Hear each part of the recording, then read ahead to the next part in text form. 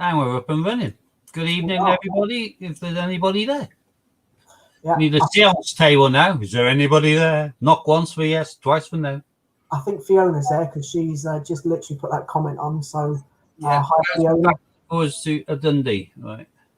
Yeah. So, again, as people know, myself, Hannah, and Steve, Three Amigos, are now also sending our stream to Ian at the Great British Coin Hunt. Hannah, unfortunately, isn't joining us again tonight. She had a engagement party yesterday, and she's not really up for streaming. So I think the word she used was fragile. So yeah, I think that's code for hangover from hell. So. Yeah, pretty much. So so it's just Steve and myself again tonight. We should have been doing this stream on Thursday, but Steve was preoccupied on Thursday as well. So hence why we're doing it tonight rather than Thursday just gone.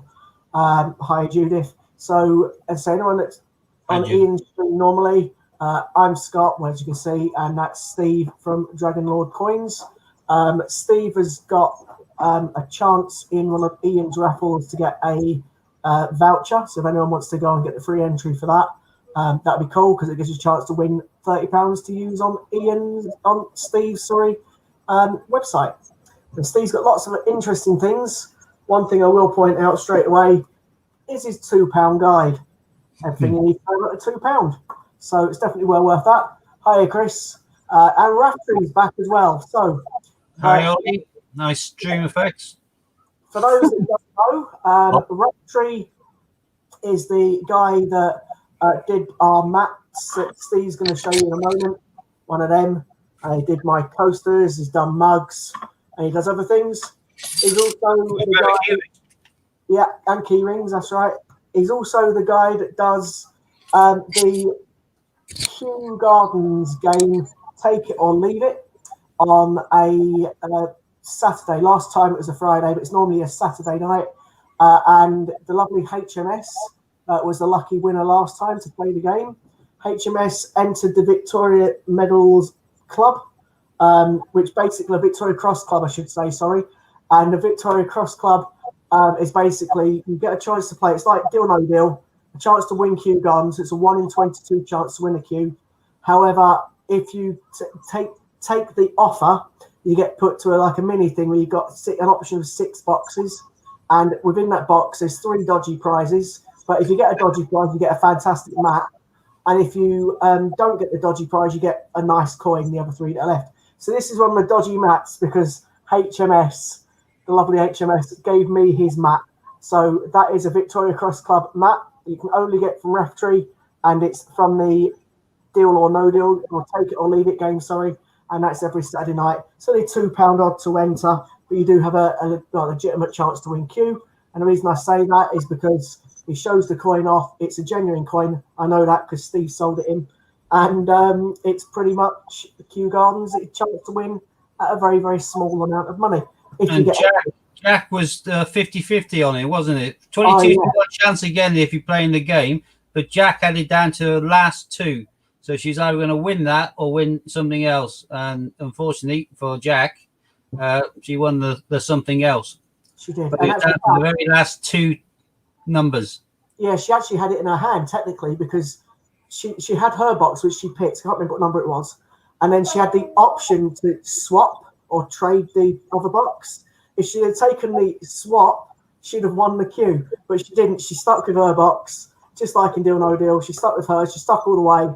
And unfortunately, she didn't win. So we was all really, really gutted that night for Oceans. All of us were, to be fair. But I'm sure someone will win the queue at some point. But again, it's a 1 in 22 chance to win a queue. Whereas, other streamers that don't give you that kind of option, normally it's if they find one in a bag or whatever, where we search through thousands of coins and it's very, very hard to come across a queue. Whereas actual fact, this is 1 in 22. But of course, you've got to get picked out of 1 in 30 to get through to the game in the first place. But it's still a higher probability to get picked and win a queue than it is to find one in a £250 coin hunt. So it's a fantastic game from Raftery. So just promoted that there. A lot of us in the stream that watch myself, Steve and Hannah, went to Raftery's game. So thought I'd better mention that as well. whilst I noticed he's back from the Isle of Wight. So, Steve, back to you. Yeah, well, before I go on with the start one of the hunts, I did actually win in one of Ian's raffles. I won a silver booth. Let me put you on big screen. One sec. Right. There you go. Very quick. Understand this is female javelin throw or whatever, but either way, it's from the Winter Games. Oh, is it Winter Games? I don't know. It's the 21st Olympiad, Montreal, 1976. It's a $5 coin, and it's basically an ounce of silver. And you got that from one of Ian's raffles, didn't you? Yeah, I got that from a free entry into the raffle. I hadn't got around to entering the raffles until I was having a conversation with Scott the night before. I then entered a few of the raffles. Following day, I won an Olympus silver, which shows that anyone can win, and it's absolutely lovely. I've got a big box full of my silver ounces like that. I'm a bit of what they call in America the silver stacker. So that's a lovely addition to my little pal. And for those that don't know, I've won 3 times. I won a Gruffalo the first time, which I gave to Nanny Sue because Nanny Sue was watching at the time, and I've got Gruffalos. So I gave one to Nanny Sue. I got a Peter Pan 2020, just a Peter Pan coin, and Hannah hadn't got that. So Hannah, one of our amigos, so he's not on tonight, but I sent her the coin. And then just recently on Thursday, I had another win as well on one of the wheels, and I gave that. I think it was £35 win to spend Ian's, and I gave it to Lorna because Lorna hadn't actually won one up until I think the draw before that. But anyway, so I give one to Lorna as well. So I give Lorna a prize. I have to reword that in case Sue sees it. Anyway, so yeah, so gave Lorna the prize as well. So it's good. But I say HMS, I've got to take my hats off to HMS because I got my mat because of the lovely HMS who's in the stream now. So thanks very much again, mate. I do appreciate it. Brilliant. Okay, so we're going to be doing, or Steve's going to be in his normal tonight.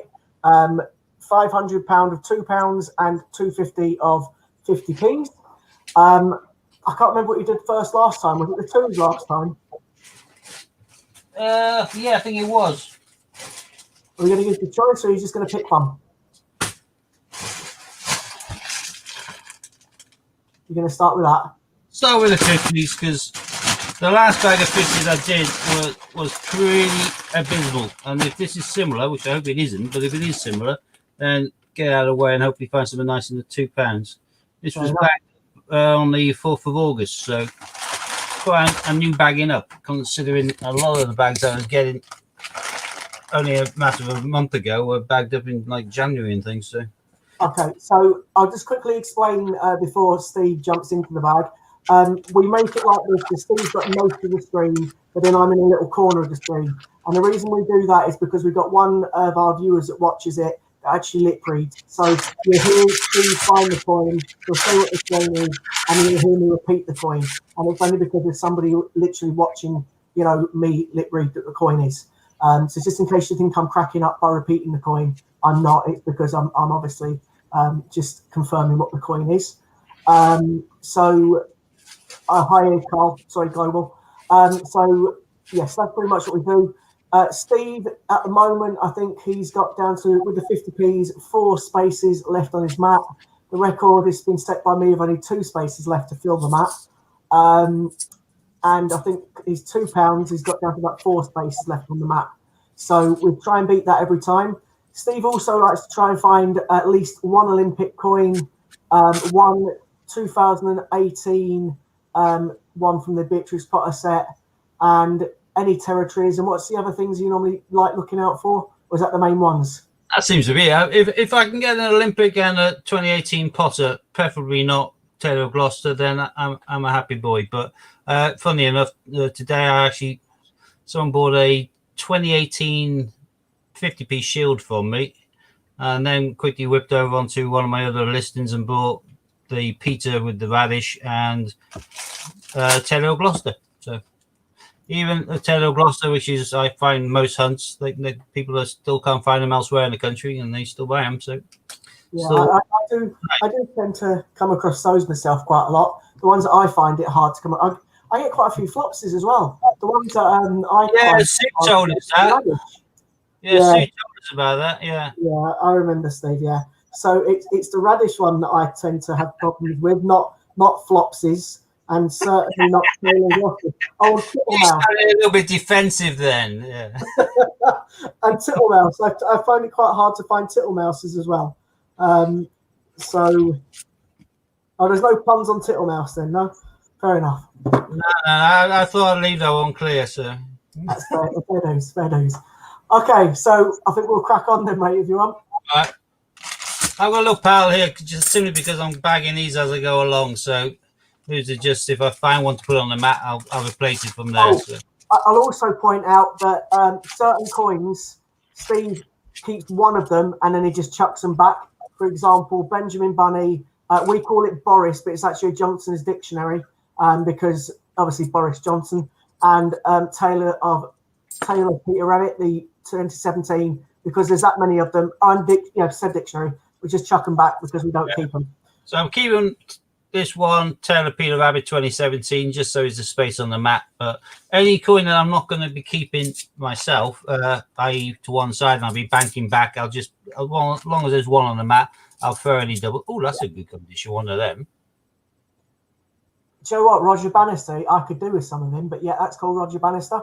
So for those, sorry, in case the person is watching, the first one was a Taylor Peter Rabbit, and that's the Roger Bannister. Oh, yeah, it isn't one of the remade ones. It is an original 2004, but it's banging condition, so I'll probably take a place of an existing one in one of my books. So. That's good thinking. Now I'm doubting myself on whether I took 2 coins. Yeah, I must have.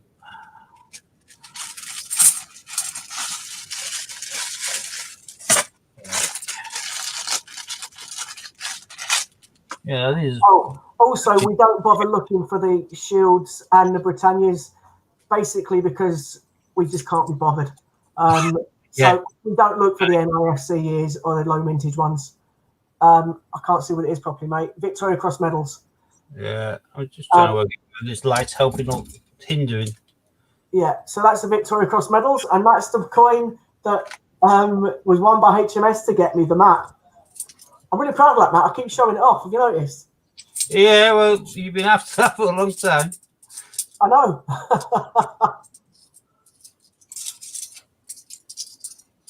Well, there's our first Brexit. Let's swap one over.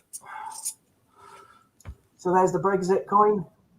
Obviously, we don't know how many that's going to be put in mintage. But their initial estimate of 10 million may be revised due to the corona. I think Judith is actually. I think Judith leaving already. Take care, Judith. We'll see you again Tuesday, no doubt. Cheers, Judith.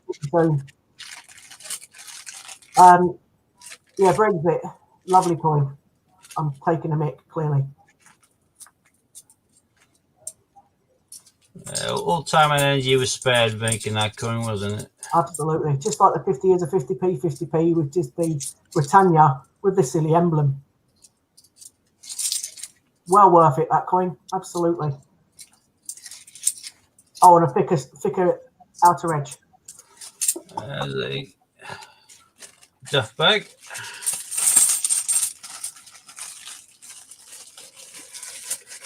Oh, Ollie raised 260 plus quid doing cake sales on the run this year. Yeah, I've just watched that one. I raised no money going to odd cake sales around me over the last 3 or 4 years, but I've eaten a lot of cakes, so I've contributed in that way. I tend to get told I've eaten all the pies, but anyway.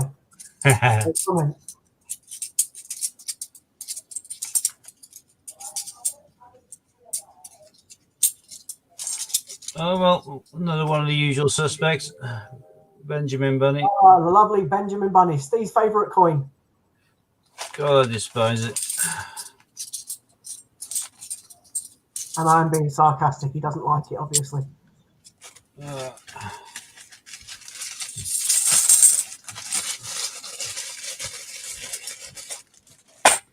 I'll put a bag here. This is a bag I've already opened. This is just the swaps. Let's put that bag down on there. Looks like I'll be using them.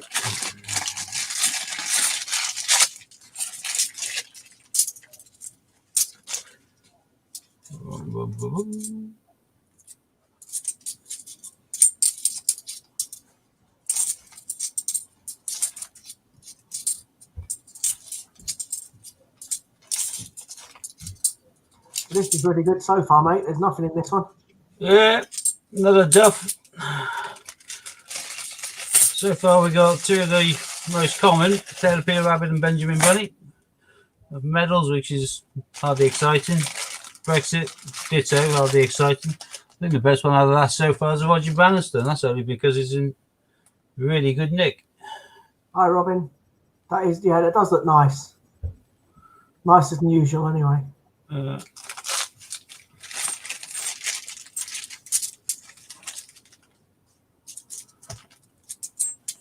Come on, find something good.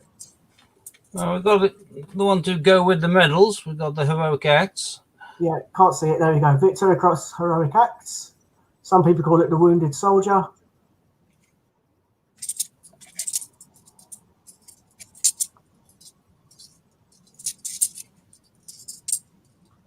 Another Benjamin Bunny, but I'm not keeping. Yeah, not keeping that one.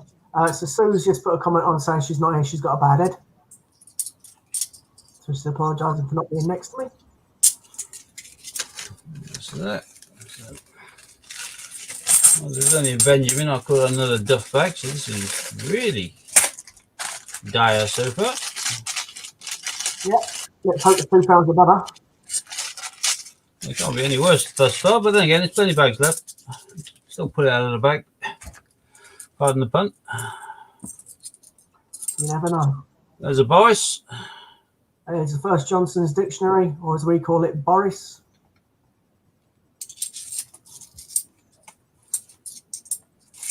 But just in case you haven't worked out what Steve's doing, if he finds a coin that we're putting down on the mat, he then replaces it with one that we've had from previous months, just to fill the bags up so we can cash it back into the bank. Another Brexit. Another Brexit. I am currently keeping all the Brexits because they've launched 3.5 million of them, 4.5 million, but the scheduled 10 million, maybe not. So we don't know because of coronavirus issues whether they're going to have the need to produce the extra ones, because they are talking about the Winnie the Poohs, and they may well find a need to use them in a different type of coin instead. You haven't had a Paddington yet, have you? Yeah, but now you said it. Or a Beatrix Potter. Oh, there you go, Paddington St. Paul's. Yeah. My big mouth. Well, no, there's lots of other really nice coins that I haven't had. You can mention them just on the off chance. Oh, cute. Oh, not that one. I'm not even going to say that one out loud.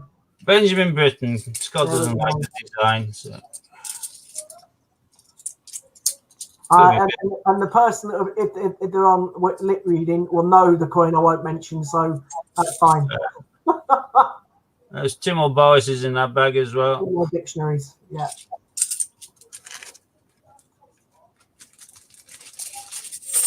In actual fact, that's the best coin you found so far, the one I don't like. Yep. Wait, that needs to be cleaned a bit.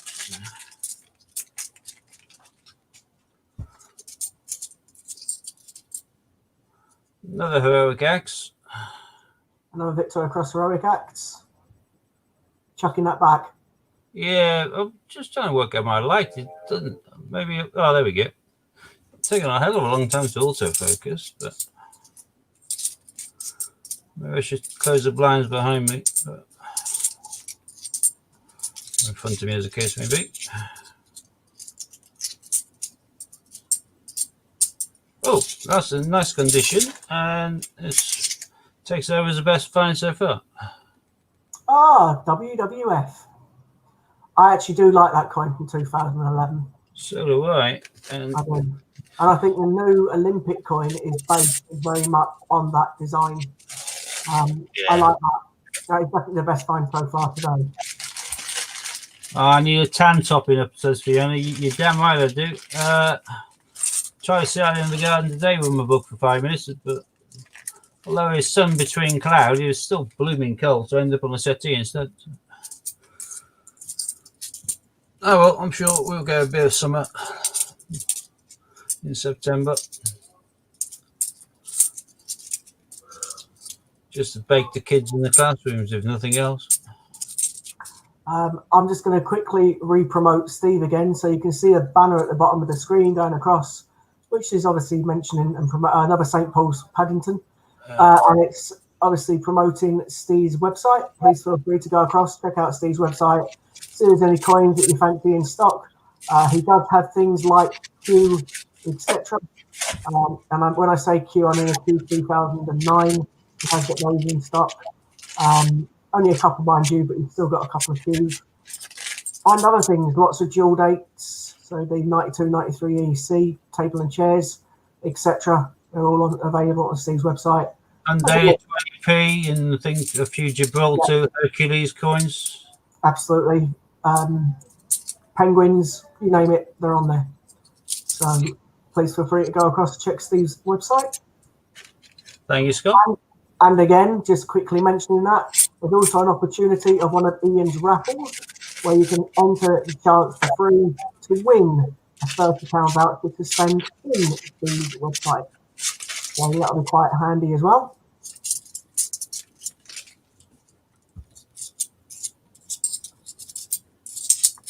Oh, there's a 2018 Potter. There's your Potter. That's a Taylor of Gloucester. The one you didn't really want, but you got it. Yeah, but it's my first Potter of them all so far. That is true.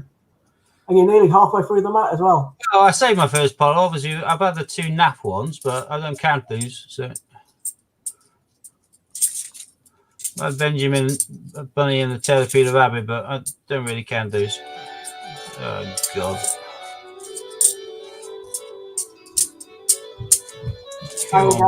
Moving, so I'll get it. Did I replace a coin there?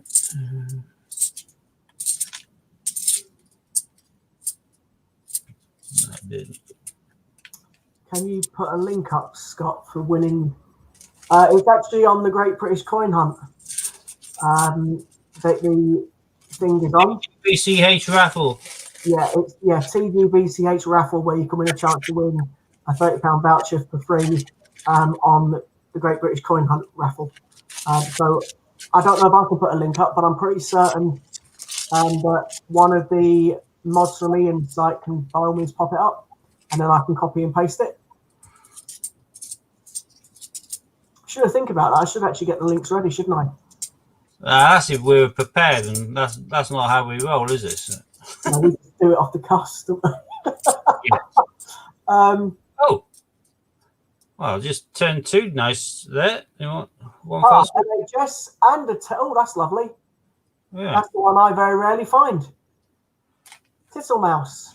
I went to flick over one and it revealed the other. So, and Christopher Ironside. Yeah, Ironside. Fiona, give me a second. I'll see if I can get the link. Steve, you all right for 2 secs? Yeah. Well, I'll quickly count these. I know I replaced the 2 for the NHS and Tittlemouse, but I'm not sure whether I put one down there for Ironside. Fiona, I'm just about to paste it. You click on that, and that takes you into the. Right. Yeah, it won't let me post it on Ian's, but that doesn't matter. It's posted on ours, and that's the one that we want it on, really, isn't it? So, because it's sent people to Ian from ours. So, yeah, basically, for those that don't know, that are watching from our stream, the Great British Coin Hunt have got a raffle site where you can enter all the raffles for free, and there's chances to win gold coins and all kinds of different things from there. And one of the same things that is available to be won is a voucher for Steve's website. So please feel free to go across and have a look. Boris. Yeah, another Johnson's Dictionary.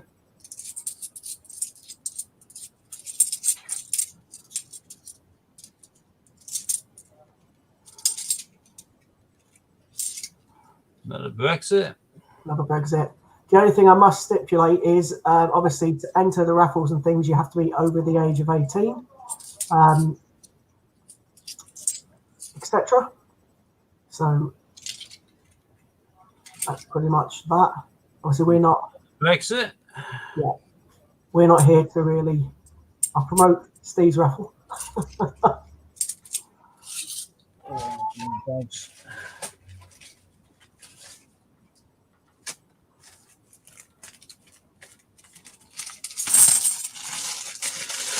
Oh, Ron's just missed something on eBay.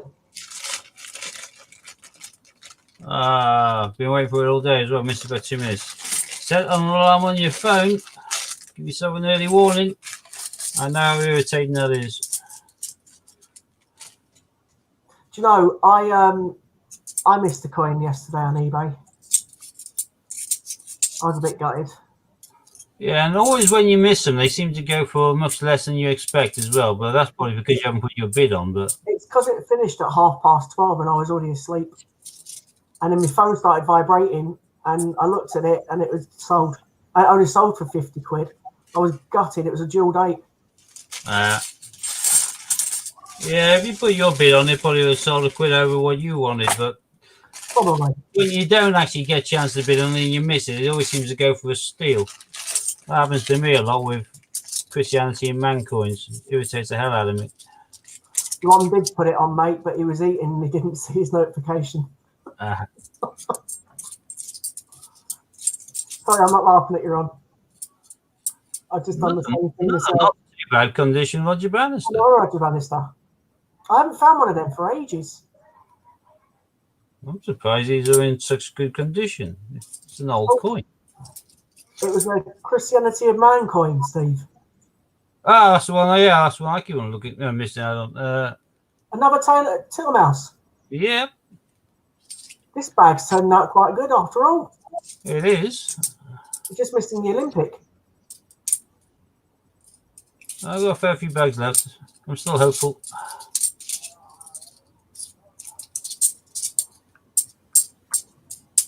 I've got 2 Tillmouses, Telegloster, NHS, WWF, Benjamin Britten, and that's about it, really.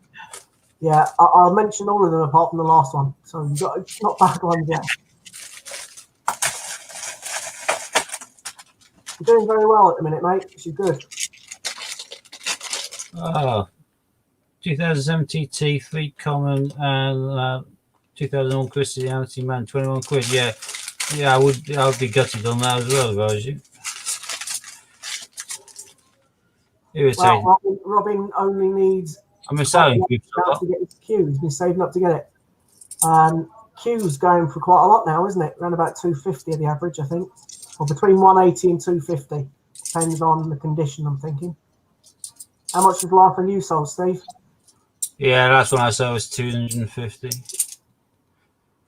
Another a simple. Is that the only Paddington you've got? Yep.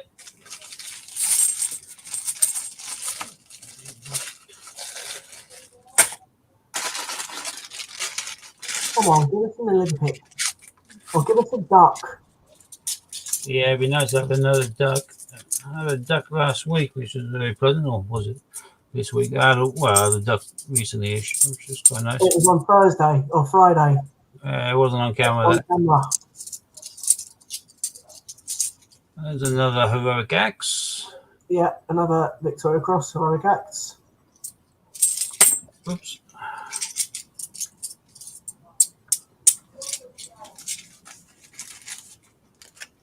Yeah, there is people still selling it for less than that, but it depends on the condition.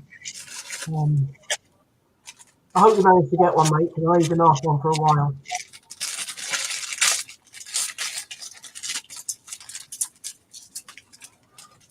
I've got one I'm waiting for now, which was posted to me on Monday, first class. Still doesn't arrive. Recorded delivery. So we know he's out there. We just don't know where the hell it is. Oh, 2 in a row. To Brexit? Oh no, Brexit, and is that Chris Ironside as well? Or is it a Brexit Bandit? Two Brexit. Brexit.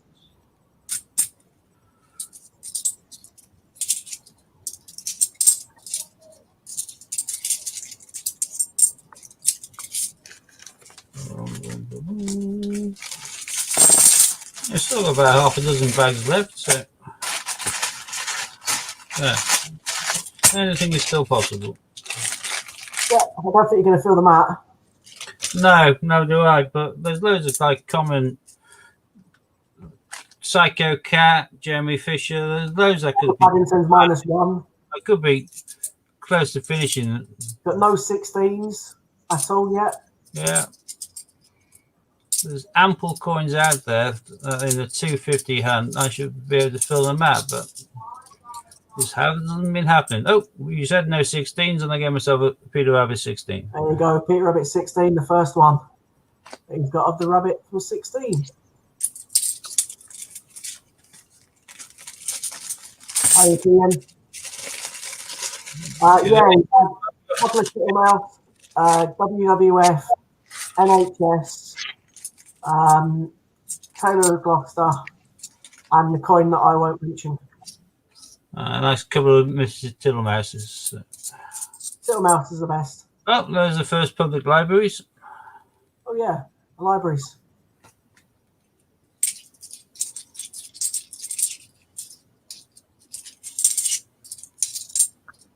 Oh, haven't had one of these for a long time. Do you know what? I got one yesterday. That's a different story. That's the coin you found up to now, I say, in my opinion, because it's harder to find. Suffragettes, 2003, the proper suffragettes, not the one from 18 that people call the suffragettes, even though it isn't. I'm talking People Act. Which we haven't heard. Representation of the People's Act. Yeah, that's the proper suffragettes. The proper one. Can I pick one up? Yeah, I got one yesterday, Steve. You know, I said I needed one after my trip out on Friday. I got one yesterday. That's the first one I've found in the hunt for absolutely ages. Yeah, mine was in change from a shop of all places, so I was quite impressed. Tidy.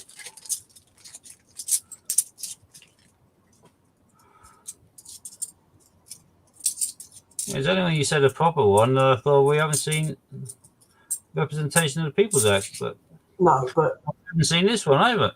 Oh, Sherlock Holmes. I like that one because there's the name of the books all around the edge of it. 2/3 of the map filled. Another Brexit. Yeah. Oops. That. Is this the day you fill the map? Well, 3 bags without it now, but You're not one of your Tittlmouses sideways. no, I was just showing off. I had 2 of them. Okay. Yeah, no, there's enough communal finds that I should be able to fill the map. Most hunts, if you get a good range of coins in the bags, but I think hopefully I'll fill another space or so. I'm not sure, Fiona. I hope so. But you can get a free raffle ticket on that website. Basically, you go into the website and then you select the coin that the thing you're trying to win. If it's Steve's thing, you click on it, and then the item, it comes up with a voucher code. You put that as your coupon, and take it off, and then it puts it down to make it free, so it shouldn't cost you anything. That £3 thing, I'm not sure what that is, to be honest. Hopefully you'll win. But there's lots of raffles in there that you can win, and you can enter all of them to play, or you can pay, and that gives you a chance to win. You get a free entry, but you can buy tickets. You get like X amount for £2 or X amount for £5 to improve your chances of winning the prize that is on offer. So. Yeah. Steve entered and got that silver-proof coin the other day for free. He won one. So I've won 3 times. Not kept any of the prizes, but I've won 3 times. And I haven't paid for any of those. The only ones I tend to pay to enter is the gold one because I want the gold coin. And I'm not going to buy one. All right, last bag of 50s. So it would be an absolute miracle if I fill the map now, so I don't think that's going to happen, but at least I got 2/3, 3/3, 3/4 of the way through, sorry. Yeah. That's easy for me to say. Not.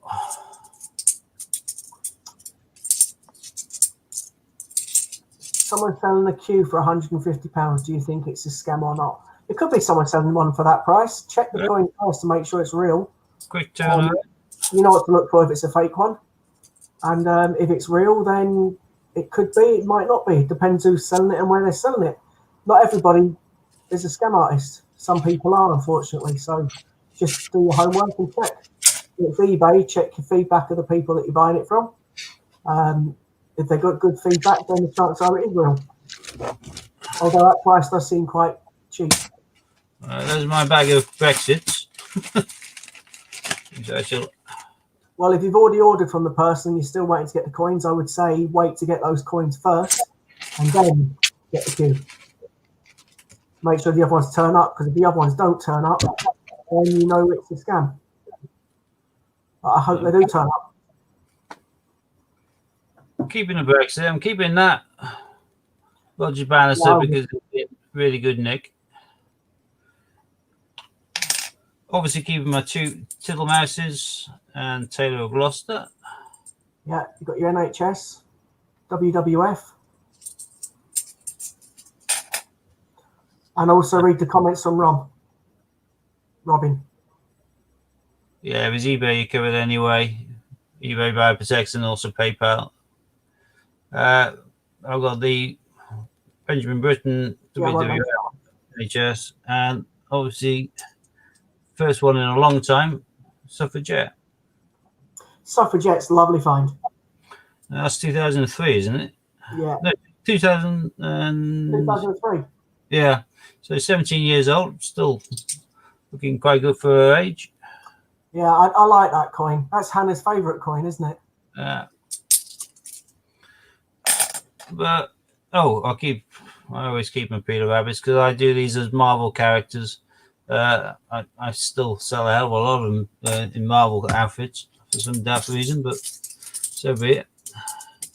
The rest of these will be going back into bank bags in due course. Let me quickly flip this over. Okay, so before you do the £2, do you want a quick chat of any kind, or do you want to just jump into it? Yeah. We can have a chin wag, but anything you like. Mine, mate. Feel free. I know. Banknotes. Does anybody collect banknotes? Because I came across, I'm a nosy git. I always am. If I see an item which on eBay I'm looking at and it looks tidy and it looks like a good price, I always have a look at the seller's other items. That's one of the reasons why I have such a lot of items on my eBay. I work on the basis that somebody might have a look at one of my items because they're interested in it, view my other items, and I get the accidental kind of secondary sales as a result. So I always have a quite tidy range of about 300 different listings or thereabouts. I was buying a coin from one seller and I noticed he had an auction which was finishing in a matter of minutes, and he had the opening bid on it, and that was it. For 2 German banknotes. Nice. Push this down. This is 1922. Got all the watermarks and everything on it. It's not a photocopy, so it's a genuine note. Same with this one, which is I can't even see the date on this one. I've got going half blind here. Where am I? Dun, dun, dun, dun. 1920. So these are before the Second World War. But another tidy note. I was just intrigued by them. They are big, clumpy things. Money was back in those days, I suppose. I picked these up for real pittance, tiny amount. I'm going to photograph and whack them on my eBay. Not my eBay, on my website, for in case there's any collectors out there who'd like to get hold of something like that. They are just intriguing. I've never been into notes. I don't think I ever will be. But Steve, there's a question I'm about to post up from a gentleman called Lee Whitehouse. It depends, really, but I'll let you answer the question. Yeah, That is a real tricky one. Depends where the coin's from. We are the only people to use pounds as the money. So UK £2 coin, generalized, not a rare one or limited edition from the mint or something weird and wonderful, but put into general circulation. You're looking at the Northern Ireland Commonwealth Games 2002. That goes for about 45 quid. That is the most pricey £2 in UK, Britain, as it were. But you go across the water to Isle of Man, and you're looking in the Tosha Cat, and that's now going for about 250 or thereabouts. I've sold a few of them for 200 or 220. You'll be really, really lucky to find one for less than 250 now. And then if you go across the water again to Gibraltar, you got the current set of Hercules £2 coins. The Namibian Lion, number one from the set of 12, normally retails around 200 on the secondary market now, but that is a copy of the series that they brought out in 1999 and then into the early 2000s, and those again exchange for around 200 a piece. So it all depends where you're getting them from. And bizarrely enough, they've just released the first bimetallic Antarctica coin. I can answer that question, Lee, before Steve gets that out. The Wales coin is currently selling approximately for about 14, and the England coin is selling for approximately 10 or 10 and 15 pounds. So if you're talking about the Commonwealth ones, that's the kind of price on those. The Northern Ireland's the dearest one, about 40 odd quid as it stands at the minute on eBay. Scots price is a bit lower than what I see on eBay. I'll say England anywhere 10 to 15, and Wales is normally 15 plus. But that is that. But Antarctica, a lot of the territories, they bring out single metal coins. This is the first bimetallic coin for the Antarctic territories. And this one is actually frosted as well, which I don't know whether that was intentional when he brought it out. The Scotland £2 about the same kind of price as it's in between the England and Wales. Yeah, this coin came out, mixture of these only been delivered in this week to me. They made only 2,020 of them. These sold out on day one from Pobjoy. And, well, put it this way, I've sold one of these, which paid for the 5 that I ordered. So I've got 4 knocking around. Was a little bit surprised when I saw it and saw it was frosted. I was not expecting that for a millisecond. They did similar to that with the frosting technology and the minting skills, which is a little bit more effort and is a better quality coin. They did that without me even knowing in regards to one of the coins, the Mares of Diomedes, one of the Hercules coins from Gibraltar. Everybody who gets an order, the maximum you can order is 2. I got 2 delivered. I put 1 in my box. I got a wooden case for all of my 12 coins. I didn't actually look at the coins in great detail, just put 1 in the box and put 1 on eBay. And sold 1 on eBay. And it's only after being turned around, gone, posted off and everything else that there suddenly became a bit of hype in regards to the fact that they had frosted one of the coins. So there's some of these coins frosted and some of them in just bunk. And sod's law, I sold on eBay and posted off the frosted one. I could tell that from looking at my pictures that I'd taken on my eBay listing. The one I kept was just a bunk one. And the frosted one now has an extra premium attached to it as a result. Ron's saying he's got an extra frosted Herc number 8. Is that a Mares Diomedes or I don't know what number the Mares of Diomedes was, but that's the only one I knew that was frosted. Maybe I haven't all the others. Lee's put a comment on in relation to a mini car £2 coin. Do you know anything about that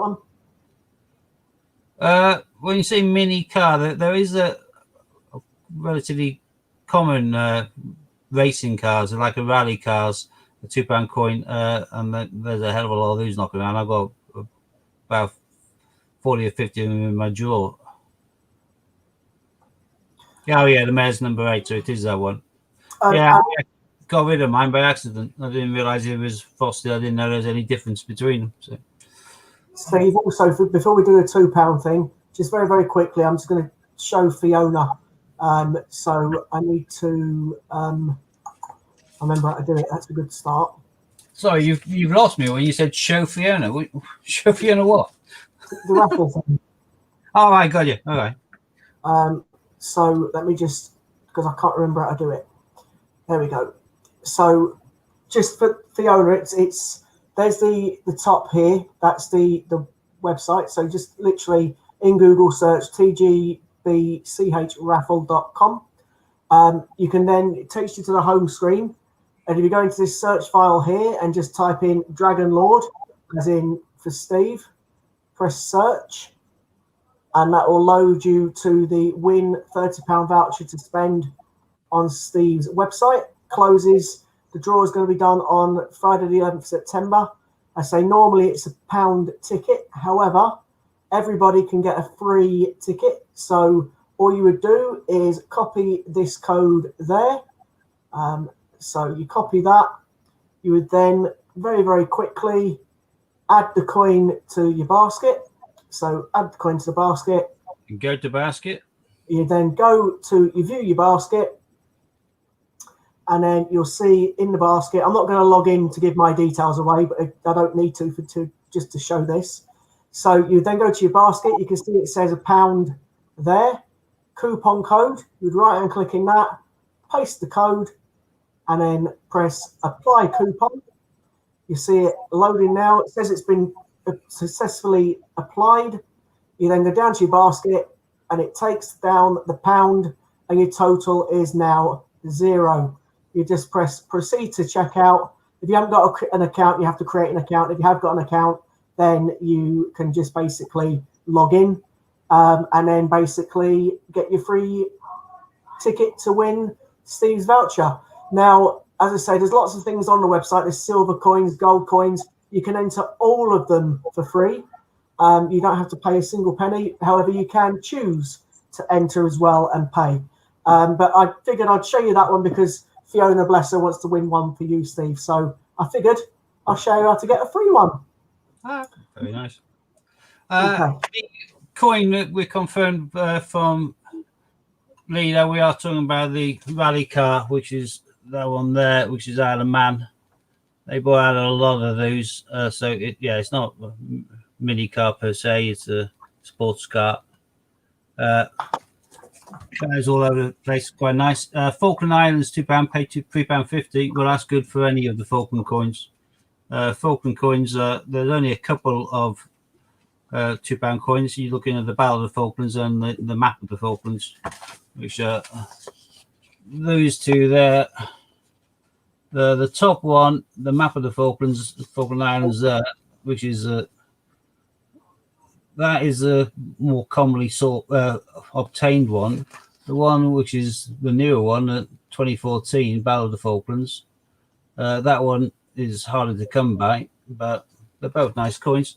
And I have a particular affinity to the Falklands anyway, because I served down there a lot when I was in the army. So, but yeah, going on to the British Antarctic territories, that is just an example. I just put some pictures because they bring out so many and in different metals, different colored, blue titanium, silver, green titanium. But they've always been single coin like that, single metal. So the one I just shown, the frosted one, is the 200th anniversary of the location of the finding Antarctica, because it was only 200 years ago they even discovered Antarctica. So that is for the 200 years anniversary of finding Antarctica. And that is the first bimetallic Antarctic territories coin that they brought out. But as I've said in this book, there is a collector's niche for Antarctica, which isn't covered. Very nice collector's niche, particularly if interested in wildlife conservation and the environment. Most batches are made in small limited edition numbers, and with the sudden surge of interest in regards to that particular bimetallic coin, there may well now be a surge of interest in the back issues. Some of them are like, there's a silver one with a hologram on it, which is fantastic. and I bought a few of the David Attenborough for the HMS David Attenborough kind of ship, because I like to buy coins which are actual coins. I don't like to buy commemorative things. I hate crowns with a passion. Crowns are made to commemorate kind of royal occasions, and they're made in the millions upon millions. They're the sort of thing you give to every school kid. They have relatively no value when they come out. I think they're valued at something like 25 pence or something. You probably get more money for the scrap value of the metal than you would for the actual value of a crown, because it's a nominal title. I prefer something which has actually got a proper kind of cash value on the back of it, like £2 coins. And the bullion coins, which is solid silver, those are valued at £2 or £5 or whatever. Again, because if it's valued as a coin, then it's exempt from capital gains tax for purposes like that. So people invest differently for different reasons. And Lee or anyone, if you're interested in getting that coin guide, it's available to be purchased on Steve's website. The link's down below. It looks a little bit like that. And obviously it mentions all the £2, etc. from the UK and the territories. Sorry, I have to plug you every now and again, Steve. You forget to Lee's got the map of the Falklands. Yeah, lovely coin. I really rate Falklands coinage. I always have done. I love this stuff, really. The Battle of the Falklands is a beautiful coin.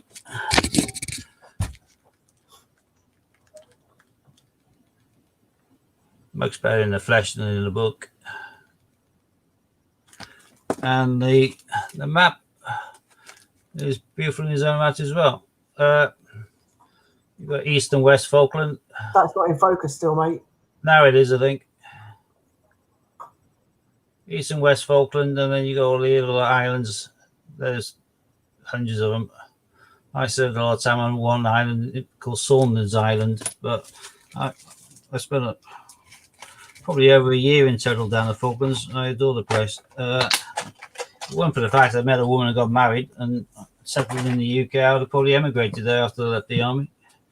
I'd have been a sheep farmer or something by now. I'm going out squid fishing from Port Stanley. Steve, I probably am. I'm going to put another question up. There we go. Oh, I've lost it. There it is. So Barbara obviously is interested in searching through bags. So I can answer where I get mine from. I go to my local branch of my bank and I go in. They all know me now as 50p guy because I only tend to look for 50p's. I did do £2. I got a full set of £2, but my niche is 50p's. I love the 50p. So I'm pretty much the 50p guy in every bank that I go to in my local area. Obviously, I bank with the bank itself. There's 3 different branches all in my area. I go in and they just literally let me have whatever they've got. So some weeks I come out with 500 quid. Some weeks I come out with 80 quid. It depends what they've got in. I've also got a very, very friendly post office ×2, or 2 very friendly post offices. One of them gives me a sealed bag, which I tend to get every fortnight, and I'm due one this week. So I'll be getting one at some point this week to do a hunt with Steve if we do a head-to-head. And then I get one from a different post office as well. So you can ask the post office. The post office is a bit more awkward. They normally ask you for a change card. But some post offices don't. So it does depend. But they normally will ask you for a change card. And you can only get one of those if you're a business bank account holder. However, some post offices don't ask you for that. So it's worth asking. Yeah. If you know anybody that works there, ask them. Yeah. Barbara, am I right in thinking you're from the US? Sorry, my bad.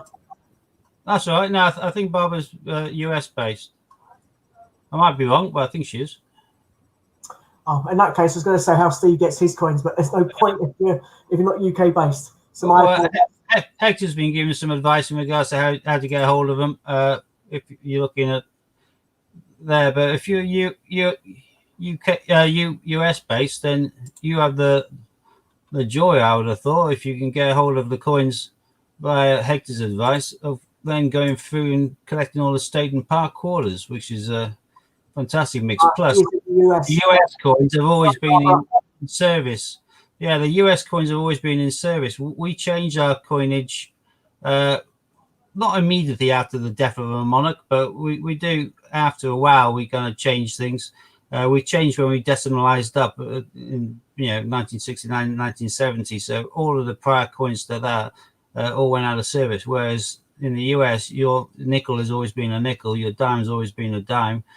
So you can pretend, and you often do, find some silver content in the coins which are still readily passing hands and going in and out of tills and banks in the US. So you can turn over a coin in circulation which is over 100 years old.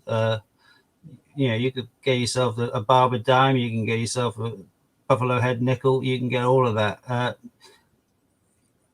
You got some lovely stuff you can collect over there. I'm jealous sick. I can appreciate that. It's like, I'm trying to think of the vinegar and milk, isn't it? If I was in the States, I'd be chuffed to pieces going through all of your coinage, and whereas you're probably bored, whereas you'll probably prefer to be in the UK, whereas half the time I'm bored. It's just what you're swamped with or not. But there's some lovely coins. But to get UK coinage over to you to sort, it'll cost an arm and a leg for the shipping, import tax, and all the other bits and pieces. It would be ridiculous. I think Hector's put a message in there. I think Hector's put a message on to Barbara basically there, saying that talk to a branch manager, just a few tips, see his channel, and he'll point Barbara in the right direction. So, and obviously he know a lot more about the American coins than we do. So I think Barbara may have been helped out by Hector, which is Lady Robbins put an Indian head cent, so one of the smallest coin possible in the US, and yet you can get some of these which have got some fantastic value to them and fantastic age. It's the sort of thing we can't get in the UK. Any coin that we find is unlikely to even have 1970 on it now, because they took out all of the old copper coinage because they had too much copper content, so they're replacing them, so they're filtering them out through the systems as they went in and out. And Hector just saying he got a bag of 5,000 wheat cents. Blooming egg. Nice. Okay, so are we ready to jump on and do the down hunt? I'll change the screen again. How do I do with them? Oh, here we are. Bish, bash, bosh. And it's one of these bags again, which is sealed inside, though. No, the ones which are like sealed bags are always dated. These ones, which are like a rip and stick seals, will never seem to be dated. If they are, they're just like with marker pen. But so for those that don't know, this is obviously the next one. It's the £2 coin hunt. I'm not the best on £2 coins, so occasionally I get stuck on what they are, but that's because I've only got one set and they're pretty much the wife's. So Steve may have coins the 50p guy. I'm the £2 guy. Yeah. So Steve is the one to answer the questions. Obviously, we've done the layout again like this just for our one of our viewers. So we will crack on as normal. Hopefully, the maximum he's got down to is 4 places left on the mat. Hopefully, he'll beat that today. You never know. Well, the first bag isn't going to help me do that because it's a total duff. Okay, so he didn't find anything in the first bag apart from the technologies. That was the one. I couldn't think of its name. Standing on the Shoulders of Giants, which is a quote from Isaac Newton when he was made master of the mint and that, and talking about science and everything else. It basically put down the fact that anybody who's making discoveries is making discoveries on the back of previous discoveries already made by people. So standing on the shoulders of giants. But then again, he was a smooth talker, was old Isaac Newton, wasn't he? So he was a very, very clever man. Had his fingers in lots of pies. Yeah. And apples too.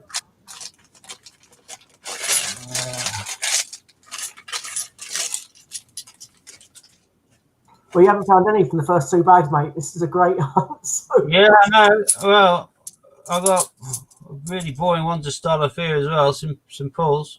St. Paul's World War. Is it World War II or World War One for the £2 The coin? year anniversary of the end of World War II. World War Two. So St. Paul's.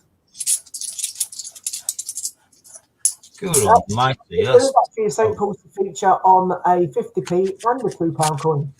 Obviously with the Paddington and that one.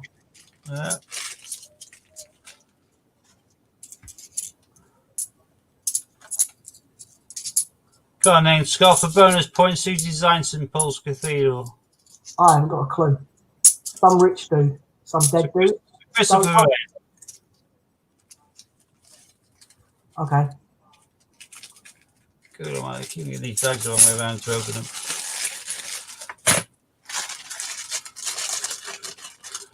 I sang there once. There used to be a head choir boy in one of my churches in Yorkshire. Someone was got drawn to sing there. St. Paul's. Yep. But he'll go straight back to the bank because it's not as if I'm going to be keeping him. No, so Steve does the same with the £2 as the 50p's. When he's got enough of the stock in, he doesn't bother keeping them. He'll throw one on the mat and then just bank the other one back up. Oh, got one of those. People are saying Christopher Wren, even Oathens knew that. I didn't notice John had come in as well. Hi, John. I didn't have a clue. Sorry. Which one? The Stand Shoulder of Giants? No, it's not a rare one at all. That's the normal. That's this one. Technologies.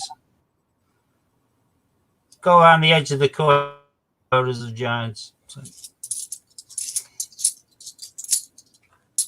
Good almighty, this is dire. This is the worst £2 coin hunt you've done in a while, mate.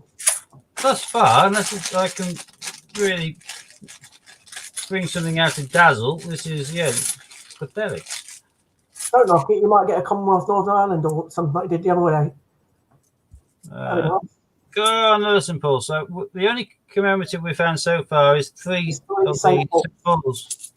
Great. Come on, be something nice. Give me an Olympic. Yeah, I haven't had an Olympic for ages. You got a Beijing the other week.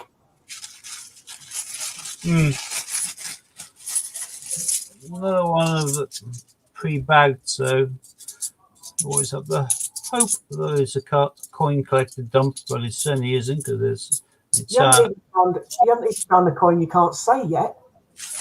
Yeah, well, no, that's Shakespeare's by a low mintage compared to where's Christopher, Charles Dickens, Charles Darwin, loads and loads of common £2 coins that we have not seen hide nor hair of.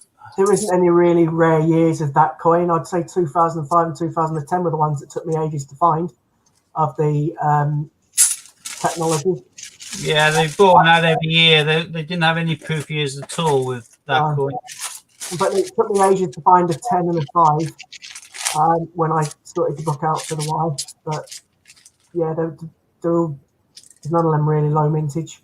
Lee, there's Lord Kitchener. If you go onto the Royal Mint website and you kind of scroll down on the opening page, you'll find coin collecting as a section down below. If you open that section, they give you another section which then gives you the mintages, so you can then look at the mintages from their inception of the decimal coin all the way through to 2018. They haven't yet released the mintage figures on that site in regards to the 2019 coins, although when they do, we're going to know there's going to be a massive number for the 50p's. But you'll see that with a lot of the other coins, the vintage figures for what they need to keep in for circulation can be astronomical. You'd be looking at like 55 million 10 pences and things like that, or 145 million. So with the Standard and Shoulders of Giants, as they came out every year, I think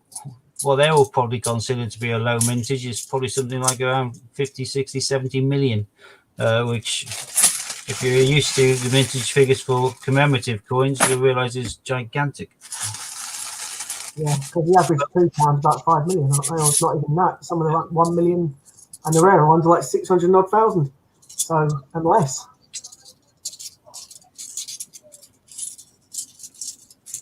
Oh, this is God. This might actually set the record for the least on my mat ever.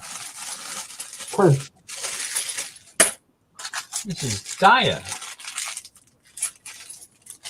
There's also certain apps out there that also give you mintage figures. Check Your Change is one that gives you mintage figures. That will tell you mintage figures of all £2, £1, 50p's, 10p's, etc. Is that another? Oh, no, it's a Brunel. I know what that one is. Brunel the portrait. Yeah. You haven't even found Hannah's coin yet. Nope. Well, like I said, this is probably the worst I've ever done. Hi, Elio. See, I do look at this stream occasionally. What's a Kitchener or a normal, Steve? Ask Pardon? Noble. Oh, that's good.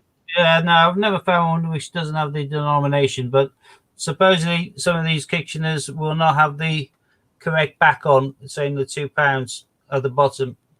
In that case, the coin's worth a hell of a lot more than £2. So yeah, I normally remember, but this time I forgot. I should always flick them over and quickly check that it's got denomination. Otherwise, if it's a mule, it's obviously worth keeping. Fish Factor is dropping into you some love. Thank you, Cardi. Very nice of you. Welcome, welcome. Right now we're having probably, historically speaking, the worst £2 hunt ever. Yeah, it's definitely the worst one we've done for a long time. I think this is the worst one I've ever had.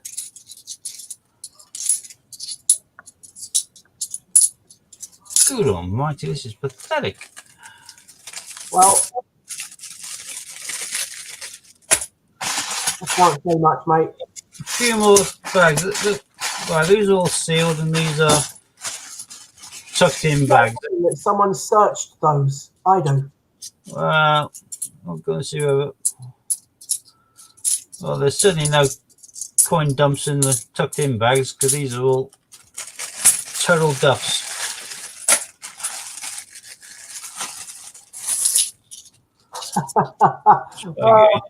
I'm laughing at Oceans. Just have a read of that. Yeah, too, right? I will. That's what we do anyway. Yeah, there's absolutely nothing worth keeping so far. This will be an exact whack back of what I had. Yeah, 500 out. Whereas when I picked up the Northern Ireland, you start thinking immediately there's a bit of extra dosh there because there's a Charles Dickens. So Yeah, we found one of those. That's very similar to the Sherlock Holmes 50p. It's got all the books around the edge that Dickens has written, which is quite nice. Is that another World War one? Oh no, it's never. Okay. Another Charles Dickens and a Hannah coin. Oh yay! We got the Hannah coin, Brunel Arches. So if Hannah was in the stream now, I would be taking the mickey out of her, and the reason being is because she's never found a Brunel Arches in her change, ever. It's quite a common. My worst ever hunt, I get a Brunel Arches. Yeah, and Hannah's never ever had one. So I would be rubbing it in right now, but she's not with us, unfortunately, tonight. So, yeah, probably a good job, really. Yeah, God, then again, the 50p wasn't too bad, was it? So,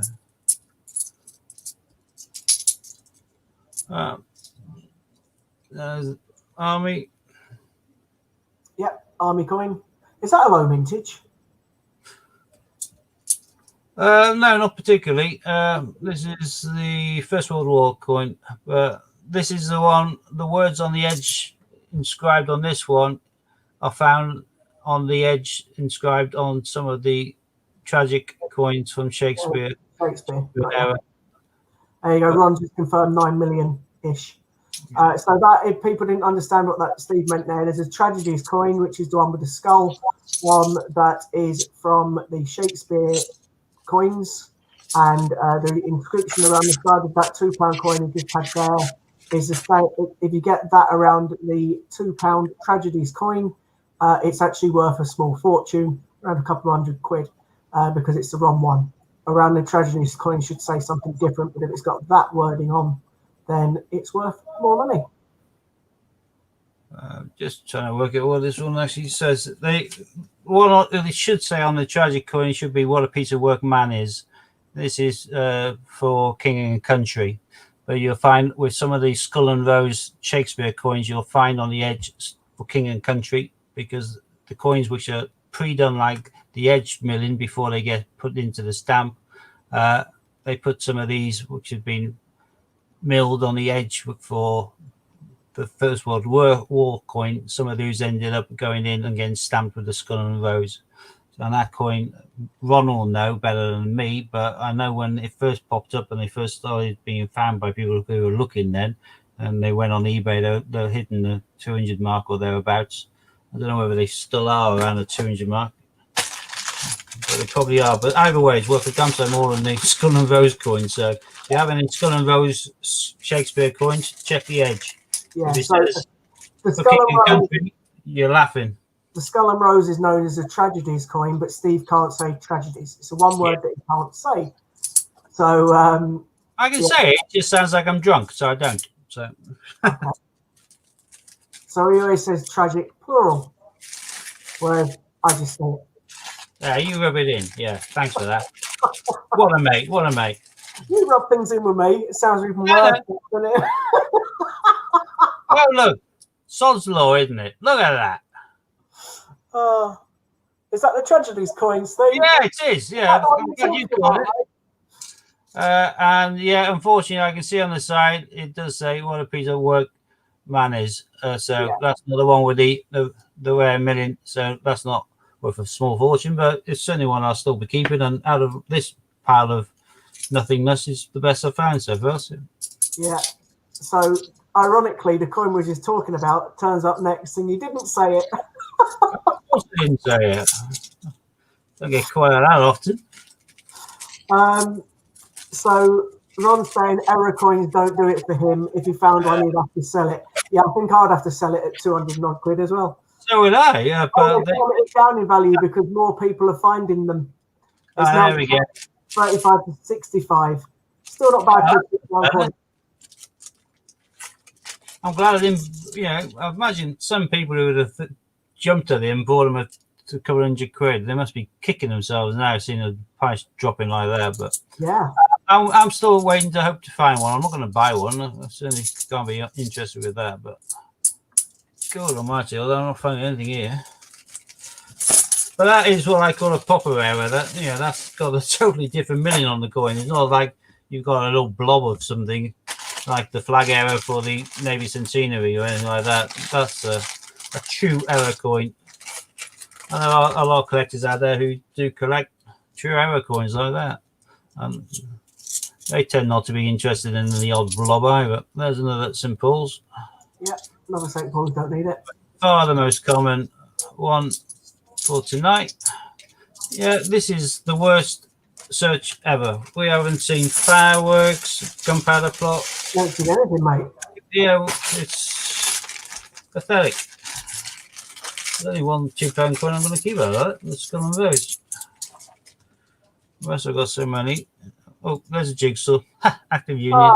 Active Union jigsaw. That's still my favourite £2 coin. And there's Florence Nightingale. We're finding a few now. But Florence Nightingale. wait to the end, isn't it? Give me 1 little second.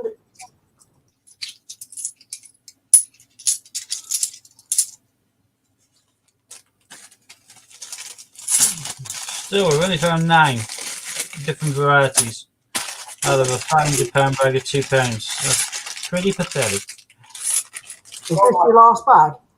Yep. Wow. Go through his twos really quick when you don't find anything in them. Another Florence, but I've got one on the mail already. So.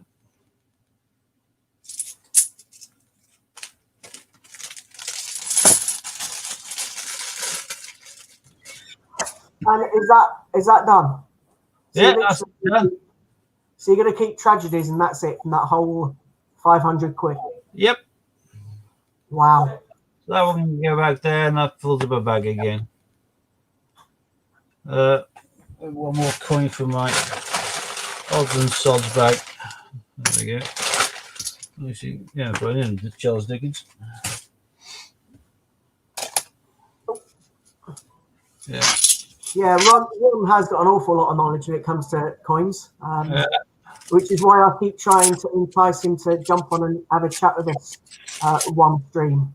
But he hasn't taken us up on the offer as of yet.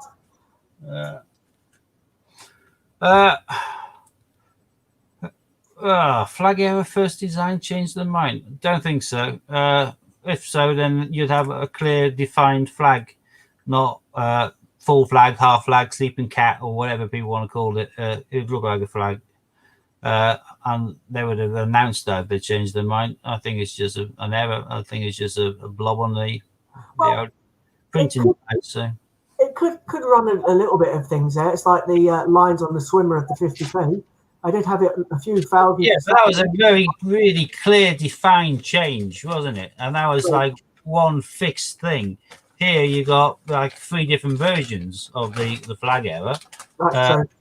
From looking like a sleeping cat to being half flag, full flag, or whatever, and so on and so forth. So it's a bit like the Paddington Bear crisp one on the shoulder, isn't it? Well, yeah, well, you have the crisp back here. Then he talked about a chip on the shoulder. Then it's like, yeah, these are just blobs. Yeah, you shouldn't get that in the printing process, but the dies are used to print several million coins. They should probably replace them more often and clean them, but they are stamping with tons and tons of pressure. They are going to get some form of wear and tear, and just a normal circulation coin. They aren't, stamping it several times to make it bunk or poof finish. So on that basis, it's just whacked down, and that's that. So I think on that basis, the little things missing like that is just the minting error. Whereas having the entire wrong words on the edge, that is a raw mint error. That's not down to the machinery. That's down to human fault, like the undated 20p when they put the obverse with green without the date on it. Because with the prior with the rose 20p, the date was on the front. So the back of the coin with the obverse, the front, as some people call it, with the Queen's head didn't have a date on it. So when they brought in the shield in 2008, they hadn't changed the back die of the 20p. So you had the one with the Queen's head, but without any date on it until they clicked on, and then they quickly changed it to the obverse that should be there, which is dated. As a result, X amount got into circulation. Funny enough, I just ordered one of those yesterday, another undated 20p. I go through a fair few of them. It's a nice coin and nice to have in the collection. And again, that is a raw mint error, not machinery error. And that is certainly the same with the edge milling for the tragic coin Shakespeare, when they've used the actual edge milling from the First World War. I got a smile because you didn't say. Yeah, I'm saying tragic Shakespeare. I'm saying whatever. Yeah, tragic. Yeah, I'm not saying it. I'll try it. Tragedies. Yeah, it just doesn't sound right, does it? No, you're right. Okay. It's like I'm trying to stick in a few more G's or whatever in there. So yeah, I try and. But at least that's the first time we've ever tried to say it. Now, at least we now know that you can't. Yeah, tragedies. Yeah, no, it's just badly wrong. Well, I'll have to swig this and quickly wash my hands. Fair enough. And whilst one's on the stream and commenting totally, look at that, I've got an entire line just of your comments. Well done there, Ron. You're typing away nicely there. Ron is the, how can I say, back in the day, if you were running like a theatre or whatever, you'd have the sponsor who made it all possible for you. Ron is the one who's making it all possible for you lot to watch us sort through the coins, because he's all doing the coinage in for me. So thank you ever so much once again for that publicly, Ron. And I assume you've already done my order. He's put on there, already done lol, but yeah, thank you. Without Ron doing that, I'll be up a creek without a paddle. You probably know what creek it was, because I was using Metro, and Ron had predicted from his previous experience with Metro that when you first become a customer of theirs, they're all sweeteners and light and can't do enough for you. And after a little while, it's a case of, you can disappear, mate. You can't get any more coins from us, blah, blah, blah. And they haven't even turned on their coin sorting machine still. They're still citing, due to Corona. Well, they can get a mechanic to repair it or turn the blooming thing on now, but they aren't. So, well, NatWest do have a machine where you just tip your coinage in and you don't have to bag it, like I haven't been bagging here. And they have been, courtesy of Ron, supplying me with the coins I can go through to show you, today, to show you my appalling success with the £2 coins, but relative, not bad success with the 50p's. And I'll just go back over those again just to try and totally forget the £2 saga, because that was the worst hunt I've ever done. I did get in the 50p's a Suffragette, NHS, WWF, Benjamin Britten, a couple of Mrs. Tittlehouses, a really good Nick Roger Bannister for £1 Million Mile, and a really good Nick Taylor Gloucester. So the 50p hunt was successful. The £2 hunt was the worst I have ever done. Just go wash my hands. Yeah, fair enough. Thank you very much for your comment there, Barbara. So for those that don't know, and there's a bit of light now in the background as well. So for those that don't know, myself, Steve, and Hannah. Hannah is obviously not on the stream again tonight. She was celebrating yesterday, so she wasn't able to make it onto the stream today. So Hannah's our third person. We are normally known as the Three Amigos. We obviously have got our own channels. So you've got Steve, who's got Dragon Lord coins. I've got Scott coins, and Hannah's got Hans coins. Steve's logo obviously is a dragon. That's Hannah's, and that's mine. If I hide my picture, I'm showing Steve for some reason, so I need to change my avatar. But I would normally be showing mine.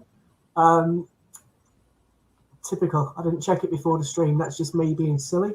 So there we go. There's my avatar. That would be myself. What we do is we do our streams normally on a Tuesday and a Thursday. This is the people that are watching on the Great British Coin Hunt stream, by the way. So Steve, myself, and Hannah normally stream on a Tuesday and a Thursday. We know Ian, have been friends with Ian for a while. And we used to do streaming on Ian's channel many moons ago.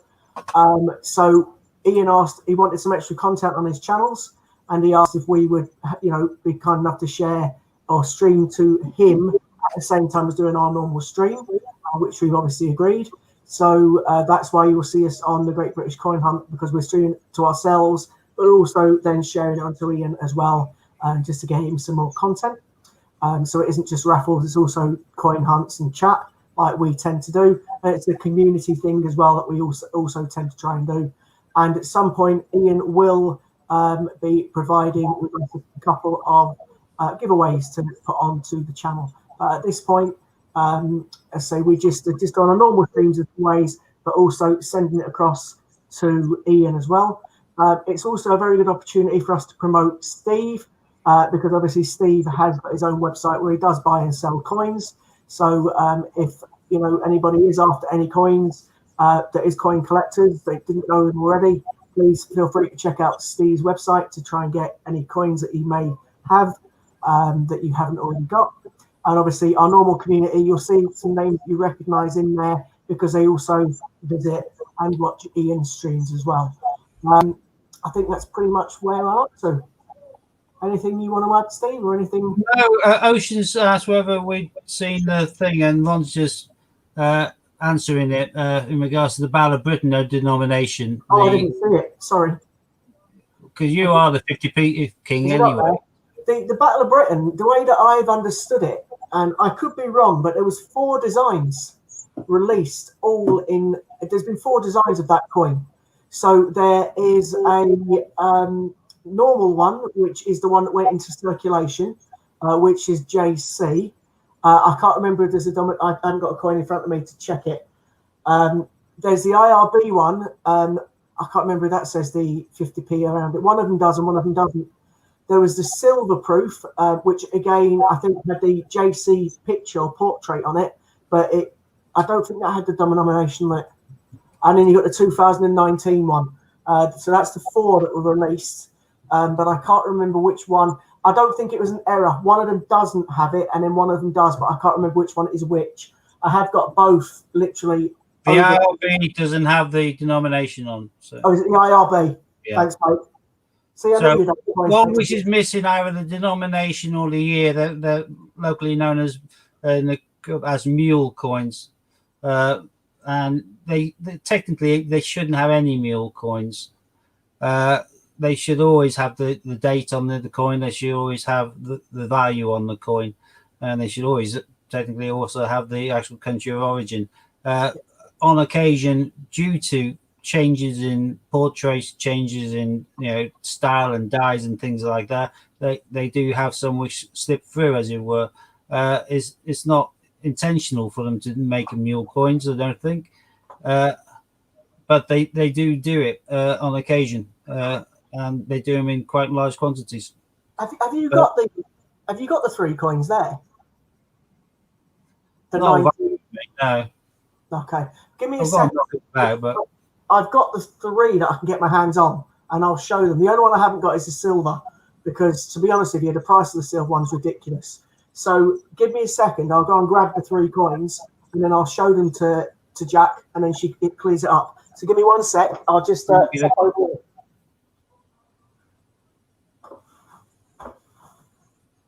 Yeah, the bunk one, as Ron's saying, is the IRB, and that's the one with which is the mule, and that counts for the bunk packs. It also counts for any of the coin covers that you can come across.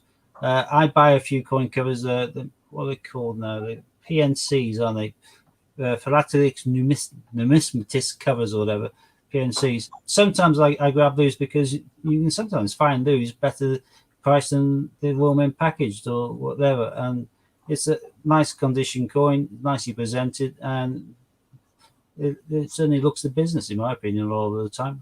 I have a fair few coin PNCs on my website and on a hell of a lot more on my eBay, and I do turn them out quite quickly. And I actually bought myself a Magna Carta coin cover about 6 months ago, simply because I found it for a really great price on eBay. And I loved it because Magna Carta is in bunk condition and it hasn't been kind of in and out of pockets and tills and got scratched and scraped. It is one of the most brilliant coins there is, if you ask me. It looks like just a couple of different colors of gold just melding together. It looks like precious metals as opposed to what it is, but it's a lovely coin. Over to you, Scott. Make yourself full screen. I'm just about to do that. Okay, cool. So, this is for Oceans and anybody else out there. You've got all 3 as well. Okay, fair enough. But just for people that don't know, the only one I haven't got is a silver proof. So this is the JC one. So this is the most common one that you will find in your change. And everybody, if you find it in your change, will have JC on the back of the coin underneath the Queen's portrait. So that's the 5th portrait by Jodie Clark. And on that one, it has got the denomination. So that's the normal one. The IRB comes in packs. So as you can see, that is an IRB one. IRB stands for Ian Rank Broadley, who is the portrait designer. And I've never opened this pack up before, so forgive me, but there we go. He says as he's trying to get it out now about damaging it. Quite a nice pack, this, actually. Yeah, it is. Very nice. Book. And then the coin. So you can. So you can open it up, and there is the back of that coin. It's not the best focus, that, though, is it? Let's try a different camera. Give me 1 second.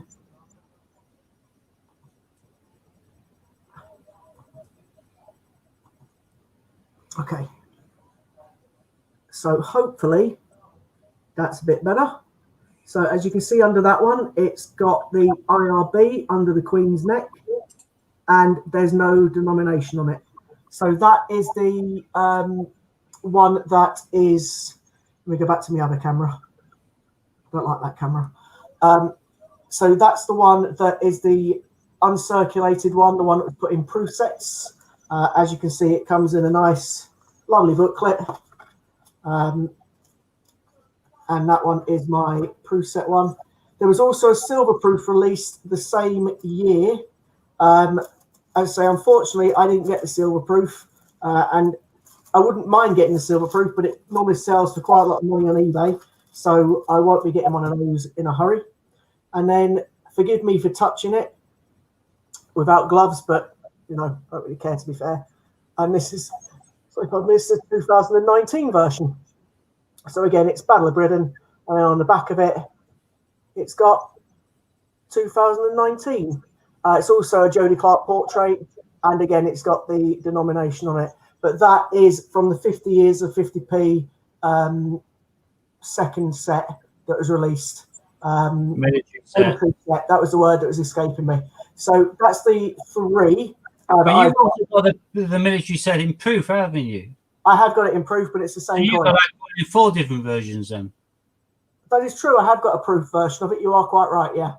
I haven't got the proof version anywhere near me at this point.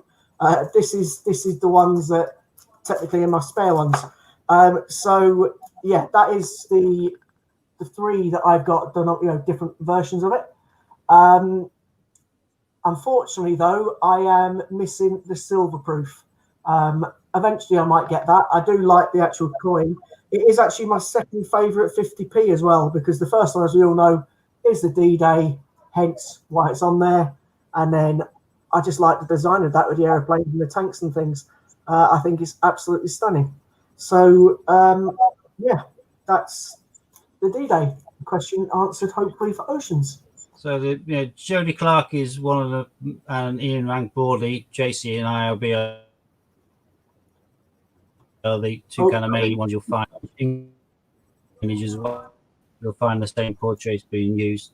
Prior to that, with the earlier coins and the really first kind of single metal £2 coins, you'll find there.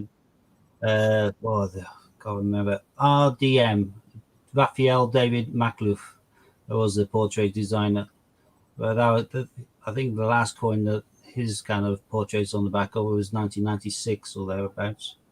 I think everything from 77 onwards go upwards. I'm not saying Pobjoy's got their own portrait. Yeah, some of the Terrorsaurs will have their own, but some will also use the existing portraits used by made by Jodie Clark and probably. So some of the territory ones do for definite, because there's a queen. Well, one picture I've seen with the queen, where she's got like a necklace around her neck, which is very similar to the portraits on the 92, 93 dual date coin. It's just an older face, but with the necklace. So yeah, there's definitely other ones, but the ones in the UK at the moment is the JC for Jodie Clark. The one just before it, which was the 4th, so that's the 5th portrait. The one before it was the 4th portrait, and that was Ian Rank Broadley. I'm not sure it was before that. Steve probably just said the name. Yeah, Raphael David Makhlouf. But you'll also find that the JC and IRB will be used on the portraits used by Commonwealth countries and islands like Solomon Islands and things like that.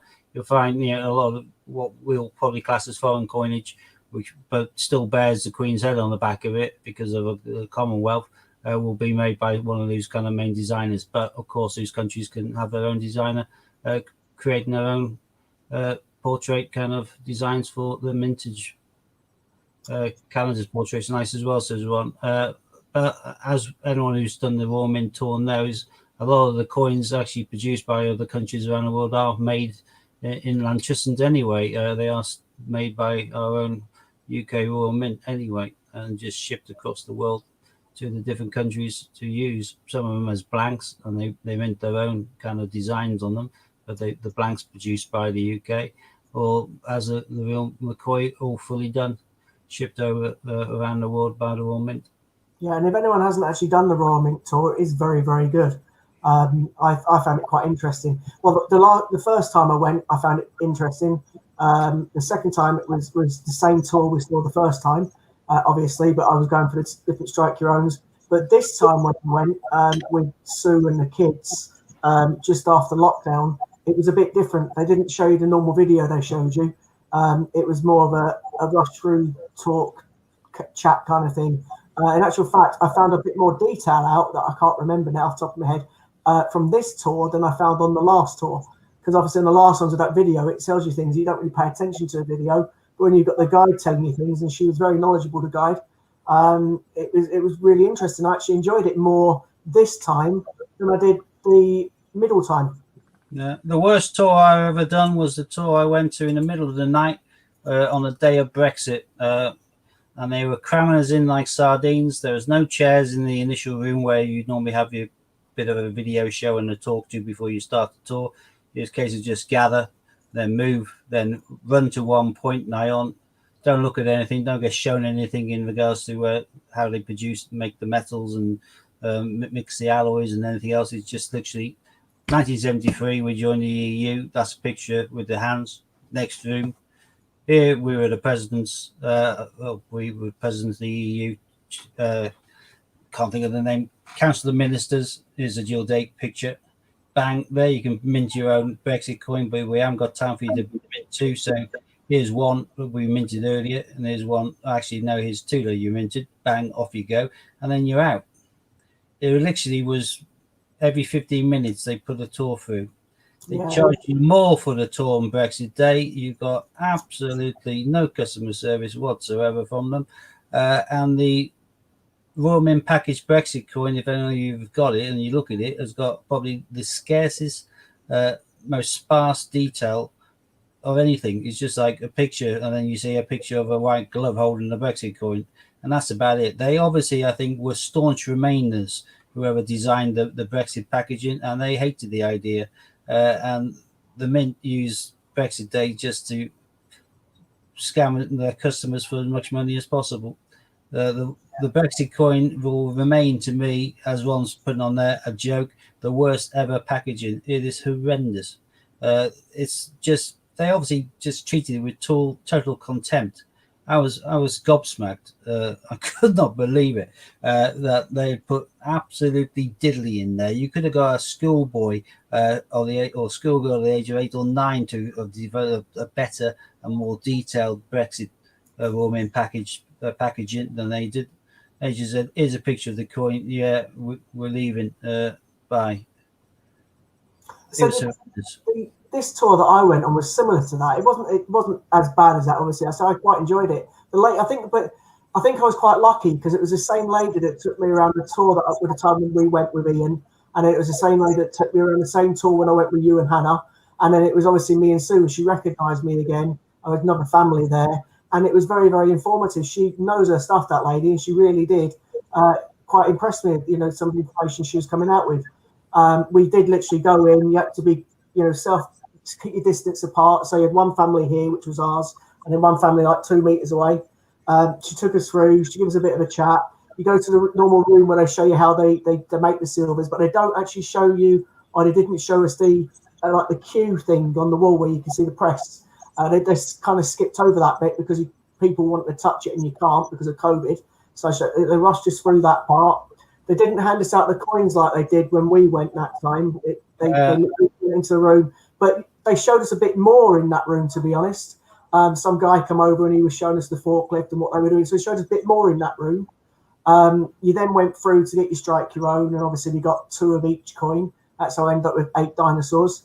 They didn't do the photographs. You could then go around your thing as much as you wanted to, take your photographs and things. Once you've gone past that part where you can't do photos.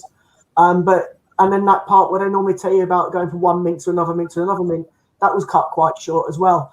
But to be fair though, because I think she knows her stuff, and I think she was just very, very informative, but it was a bit different to the other tours. That's why I think I found it a bit more interesting, because that woman definitely knows her stuff.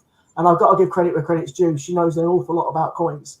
So I was really impressed with that lady. I can't remember her name off the top of my head. Alison, I think it is, but she was fantastic. Absolutely amazing. So I can't knock it. The design of the dinosaur, it's not the greatest coin, but it's still a strike your own that you can, sell for more than you technically, especially the one you got for a cheaper price. But I haven't sold any of them, to be honest. I've still got all of them over there in the cupboard. It is what it is. The kids enjoyed it. I enjoyed it. It was a day out or a trip away for a night, and I can't wait till we go back again. Yeah. So when we get the next dinosaur. So yeah, I thoroughly enjoyed it, to be honest. The last one I was on. it's because the lady made it. If I'm totally honest with you, I think if it wouldn't have been that lady showing me around, I think it might have been a bit more boring because it was just literally rushed through due to COVID. But I can understand that because you've got to keep your 2 metre distance. Well, even being rushed through for COVID, you probably took 3 or 4 times longer than the Brexit day. In actual fact, it took longer. It took longer than the normal tour that we went on when she showed us things because she was answering more questions for the other family that was with us. She was answering questions for me. She was just, I say, she was very, very knowledgeable. I was really, really impressed with the actual tour guide. So credit where credit's due. She was fantastic. So I did find it a lot more informative and thoroughly enjoyed it. Which, as I say, is better than the tour that. Obviously, I enjoyed it when I was with you and Hannah and Debs, and so because I was with you lot. But the actual tour itself was more informative this time, like it was the first time, than it was the second time. So who knows what it's going to be like when we go back? But yeah, it was all right, and I got my dinosaurs. So I now you get your dinosaurs, whatever happens on the next tour. So there you go. Exactly, and I'll have as I've got up to now, one of every 50p Strike Your Own that's been released. So I'm impressed. I'm happy with myself. I'll get my dinosaur, and then whatever I do with the other ones, I do with the other ones. You never know. I might even give one away on a stream at some point. They'll go for value. Those are much more limited numbers than any of the Raw Impacts or what they put in, or they don't, as the case may be, put into circulation nowadays. So, they will accumulate in value. If you're on any rush to shift them on, and just sit on them. They can just sit in the cupboard. It's an investment for the future. So. Absolutely. I mean, the best one I've got, as we all know, is the Isaac Newton. And I don't mean the original Isaac Newton from the 17. That was struck, and I have got one of them. But no, I'm on about the 18 one because obviously it's rare.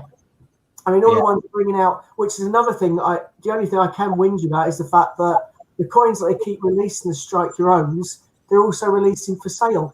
So all the dinosaurs, you could have already had the dinosaurs before you get to Strike Your Own, and then literally you are paying for that bit of cardboard. Whereas with the Isaac Newton 2018, the coin was struck with a different year on it. So automatically that made that coin a lot more valuable because it's 18 Newton rather than the 17. And then obviously it's not just a bit of paper anymore. The coin itself is now worth more money. And it makes it interesting when they say that they are allowed to mint any coin with any date on it.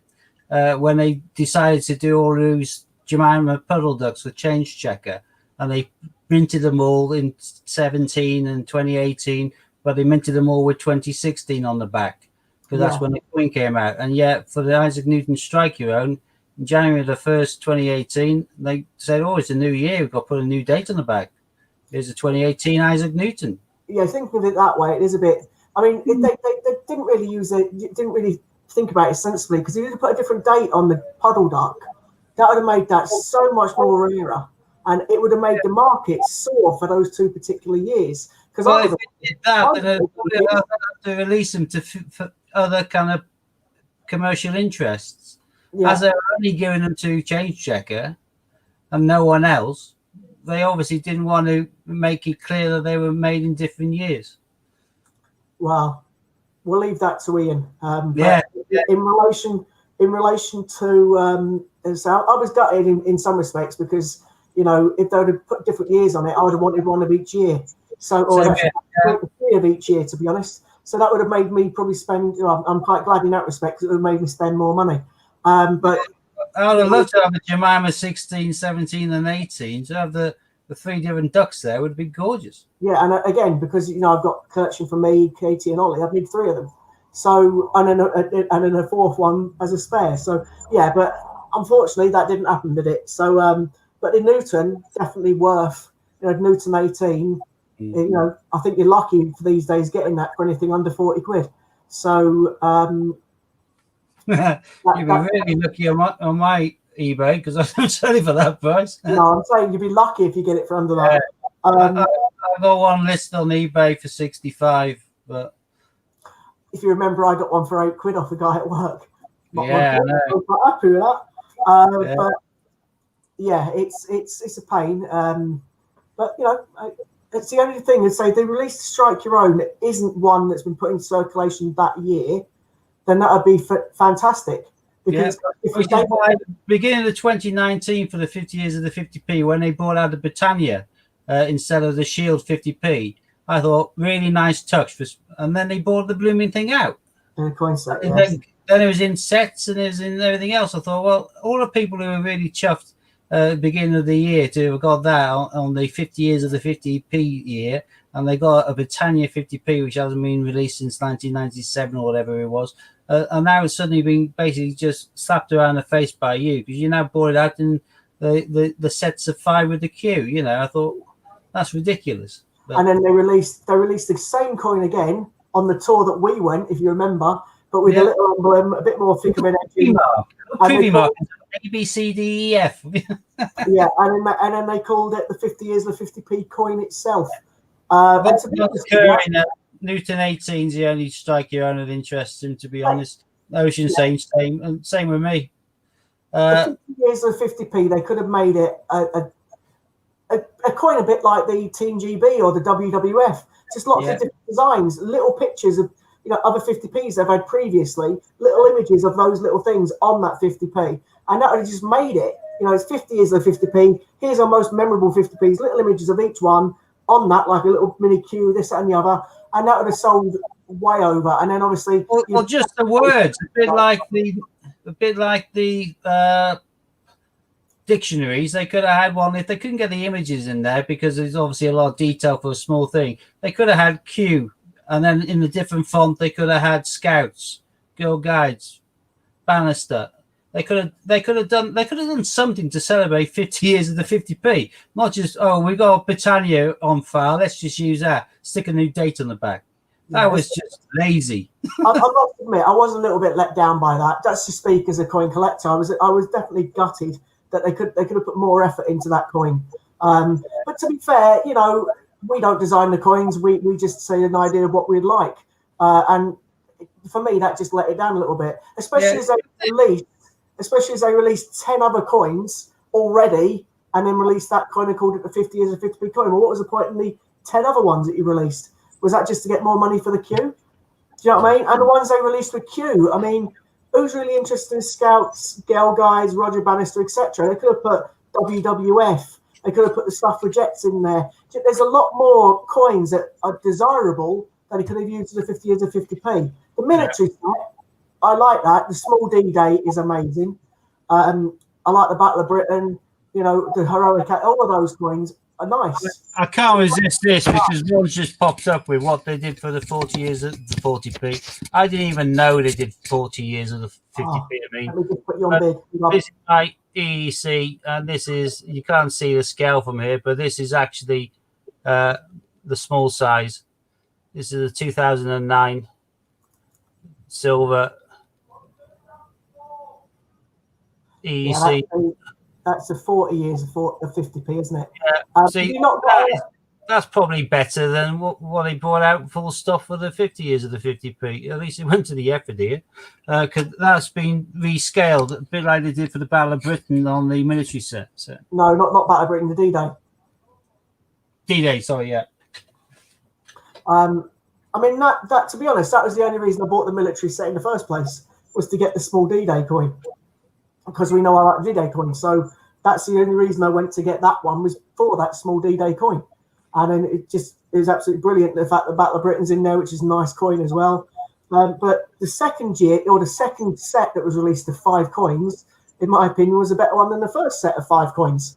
So I just don't understand. The Q was a nice touch. Everyone wanted the Q, but to be fair, who the hell wanted to reduce the Scouts or Girl Guides? They should have picked the most popular designs. Suffragettes, WWF. Yeah, exactly. Isaac Newton. Yeah. Come on, everybody loves a Newton coin. Then you could have had 17, 18, and 19. That'd have been a lovely little collection. But yeah, they just did some really boring ones, and yeah, I was a bit miffed. I got that coin before he saw it, but yeah, again, they also reduced in size the EEC 1973. They do a box of I think it's 20 coins for the 40 years. 40 years of the 50p, and that box goes for a hell of a lot of money. £1,000. People buy the box if they're like me. They'll buy the box and then they'll split it up and sell them on individually. But for me, the only ones I'd want out of there was the one I've got, the dual date, and as Ron's put on there, they also did a small size Ring of Hands in 1973 for when we joined the EEC. And they also did the small. They did a new pence and a 50p small Britannia as well from memory in that set. Yeah. But a Ring of Hands, you can actually see the detail on the hands around where the actual arms linked together. Really crystal clear on those ones. And that 40 years of the 50p is stunning, and it comes in a nice wooden box and everything. So yeah, there was a lot more. It seems to me there was a lot more effort and emphasis put on the 40 years of the 50p than there was the 50 years of the 50p. But that'll be because of the team working on it at the time. 10 years changed. People have moved on different jobs and roles. And the people who were in charge of the launch of the 50 years of the 50p just weren't up to it compared to the people 10 years before who went to a bit more time and effort and had a bit more kind of vision. I think that at that stage they'd already turned themselves more into a shareholders kind of business, and they're looking at coining it in by bringing out children's design 50p coins left, right, and centre throughout the entire year, and not releasing any of the blooming things. Just making them purchasable only. I think I got quite cynical after to be fair, they haven't put out a £2 coin in change commemorative since 2016. Not one. No. Yeah, they produced dozens in that time. There's been lots of 50p's, hasn't there? I think I counted them up the other day. I can't remember exactly how many it was, but there was an awful lot of 50p's released last year. Was it about 18 different ones or something? The initials not intended for circulation, NIFC, is used against the name of nearly every coin in every guide now from 2016 onwards. There's very few they've released. They release a few things like Paddington occasionally and whack out Brexit, but the 2019 Potter, no, you have to buy it. We've hooked you in with the others. You collected 2016, 17, and 18.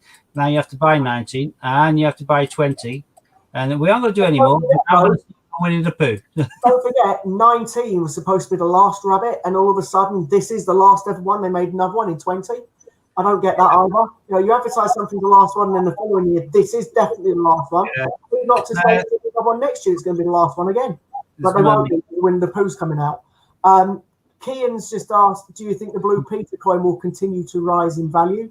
I think it will, because there's no more going to come out of the woodwork, really. They are only X amount made, and there are a lot more collectors, and a lot of people in the lockdown became collectors. They had nothing else to do, and then they started kind of diversifying. So a lot of people who used to collect are now collecting again. So the market buoyed as a result, hence the rise in queues and the rise in price of the Blue Peter. The Blue Peter 19,000-ish made, according to Ron, and those back in the beginning of the year, you could pick them up for 120, 130, 140 max.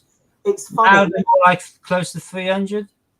From memory, when the Blue Peter coin came out, it was produced. Obviously, it was designed by the young girl for a Blue Peter. A design by a Blue Peter viewer. It was then put on a 50p. They launched, I think, there's maybe something like 20,000 of them, and they were expecting to sell out quite quick. I don't think they sold that many. I think they only sold about between 3,000 and 10,000, and then the rest they obviously kept hold of, and they've released them. So I picked it up at a charity shop, etc.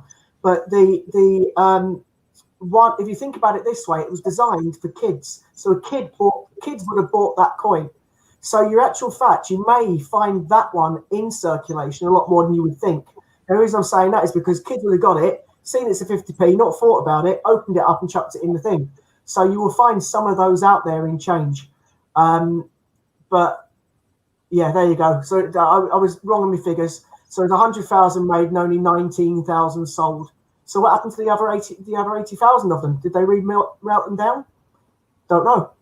They must have melted them down again to have only 19,000 out there. But again, a lot of those were bought by kids. And how many kids would have thought, oh, 50p, let's get some sweets, and actually spent that 50p? I'd imagine there's a few. So you may find that. Every athletics I get, I always flick it around and check the date. Always. Yeah. I know of 3 people or 2 people that were lucky as me. I found one in a charity shop for £5. Chris Dyer off Ian's channel, he found one in a charity. He might have actually found 2 in a charity shop, and there was another gent that also found one in the charity shop, all for around about the same price, £5. And now they're worth hundreds, 300, aren't they? I think from memory. If you can get one for about 285, that's you'll be lucky. You don't really see them going for less than minimum of 250 now. You see some of them going over the 300 mark. So yeah, someone did actually find one, didn't they? A few weeks ago on Facebook, didn't they? Someone buy a set of Olympics, and one of them was a 2009. I'm sure there was one that did it. Because unfortunately, being without the card reduces the value on the secondary market dramatically. I know. And yeah, I remember that. And I think Judith contacted the person, so I know where you can get the card from, and the person wasn't interested. I can't remember who it was. Judith definitely mentioned it to me, because obviously mine's not in its card, as we know. I took it out and put it in my coin album, but I have still got the card. Yeah, I kept the card. Yeah, of course I did. So, but yeah, it's quite frightening, really. The Blue Peter 50p. Yeah. So, in actual fact, we'll mention the NIC years just in case people out there don't know what they are. So, it was mainly the Shield, or it was the Shield 50p's. It's the years 9, 10, 11, 16, 18, probably 20, but we can't say that for definite. And also the 17 was a low mintage, and then the Britannia, the low mintage, was the 2008, wasn't it? Yeah. Yeah.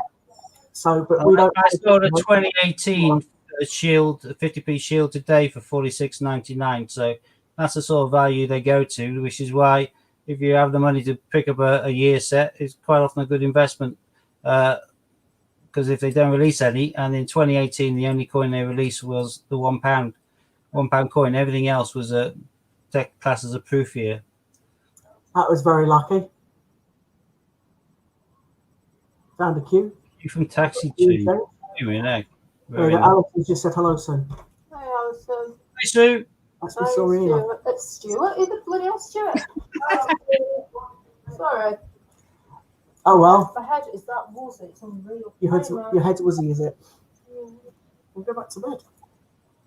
Right. I'm gonna go to bed when I've got one champion at Fortnite, the other one. I think we've nearly been on 2 hours tonight, mate. Yeah, we've waffled a lot, haven't we? We've done well. Yeah, actually. I hope people have found it a bit informative, and at least it wasn't just searching through change. But you know, who's been waffling the most? It's probably you. Yeah, probably. To be fair, probably is. Yeah. So I think, are we going to call it a night, mate? Yeah, let's call it quits on this. So we're just under the 2 hour mark, and it's been a pleasure, people. Thank you for joining us. So please come back, see us on Tuesday. Obviously, Steve, myself, and hopefully Hannah will be here on Tuesday night. Sue should be back. So it'll be Tuesday and Thursday for ourselves as usual. Thank you for those that have joined us on across all of the 4 channels, and hope to see you again soon. So goodbye from me, and see you on the flip side from me. Take care, all.